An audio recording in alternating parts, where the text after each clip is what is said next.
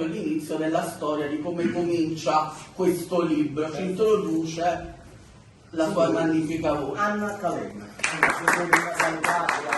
Vuoi dire qualcosa? Volevo dire grazie, vi devo ringraziare perché come avete ben detto sono stata in America per 7 anni, ho portato là la bella musica napoletana, sono stata accolta benissimo, ma a un certo punto ho sentito il forte richiamo, il richiamo di Napoli. Ma non solo perché mi hanno proprio contattata, anzi mi ha contattata una figura veramente importante che è il maestro Carmine Cagliazzo, lo conosciamo tutti come arrangiatore, maestro d'orchestra di Céline Dion, che è qui presente anche con noi oggi, e per un progetto importante.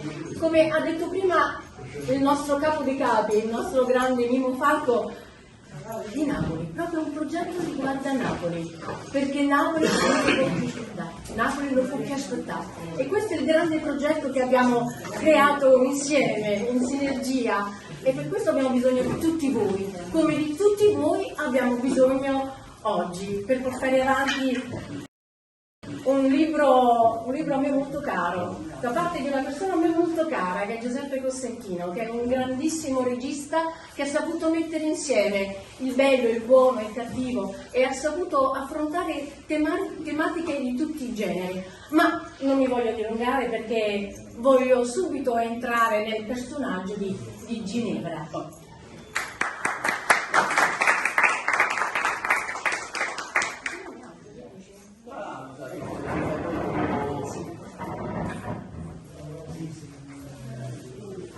Mi trovo nel polmone verde della città di Napoli, il parco comunale. Il paesaggio infonde in me una sensazione di grande serenità.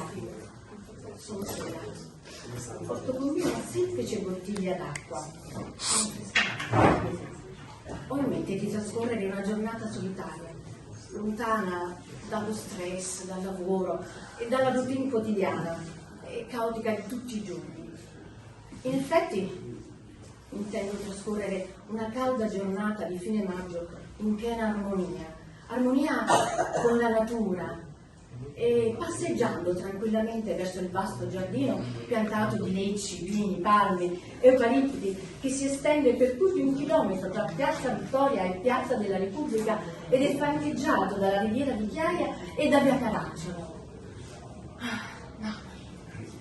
Le statue neoclassiche che adornano i reali paesaggi di Chiaia, di personaggi illustri del passato della città, e camminando lungo il percorso rettilineo mi accorgo ad un certo punto un senso di timore, perché nella mia ignoranza non so neppure chi essi siano.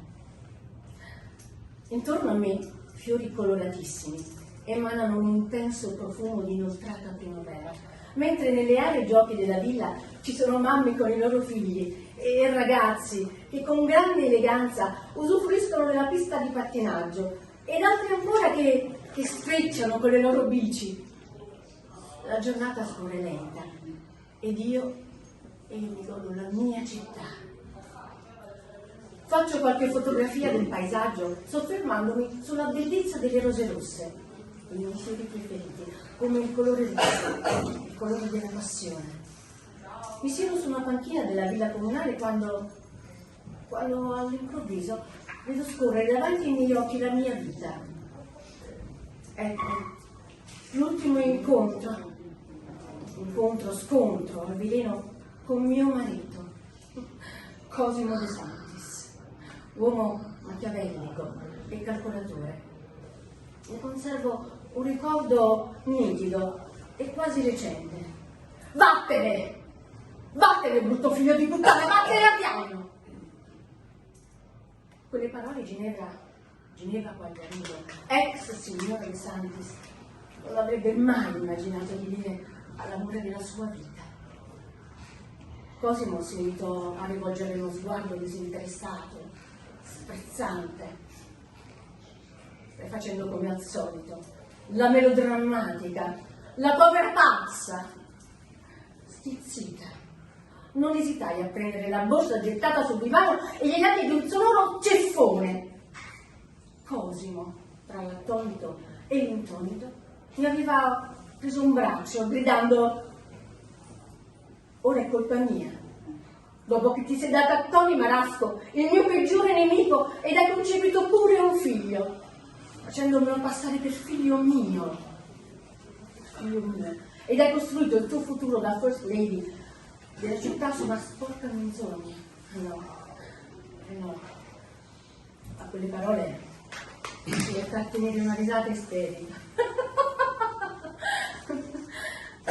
E dissi: ora leggete la parte del marito tradito.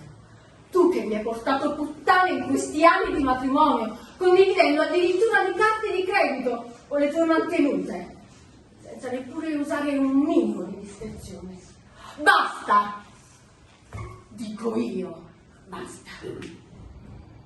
Sono stanca di fare la cornuta contenta. Addio, Cosimo.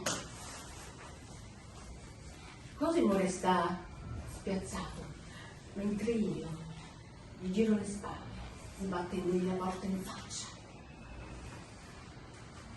Ad interrompere questo ricordo apparve improvvisamente un misterioso ragazzo dagli occhi chiari e profondi, vestito con abiti griffati, bello, etante, affascinante, con una giacca color blu scuro, con bottoni d'oro, lucenti, il classico principe azzurro delle favole. Il bel ragazzo che è bravo, il quale raccomanda a Ginevra di guardare avanti mentre cammina, e Ginevra si scusa come per dire: oh, scusi, ho la testa fra le nuvole. Io direi Passioni senza fine, un libro scritto da un ragazzo, perché per me Giuseppe è sempre un ragazzo straordinario, napoletano, e quindi vuole essere un trampolino di lancio per la nostra città, Napoli, l'Italia e perché no, il mondo, sì. Conquistare il mondo attraverso la bella scrittura di Giuseppe. E poi, giusto per finirla in musica, sono passioni senza fine che prendono, che vivono in te.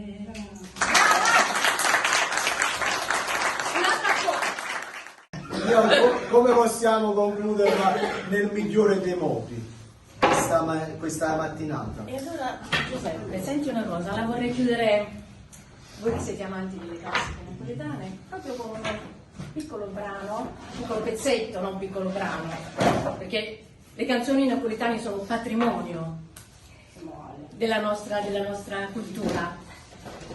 Quindi Passioni senza fine, un grande amore. Dici d'ancella sta compagna vostra, che ha già perduto sulla fantasia, che pensa sempre che è tutta vita mia, e ciò volesse dire, ma non ci saccia dire. A voglio bene assai, dici d'ancella buia, che non mi scordo mai, che è una passione più forte è una catena, che mi tormenta l'anima, e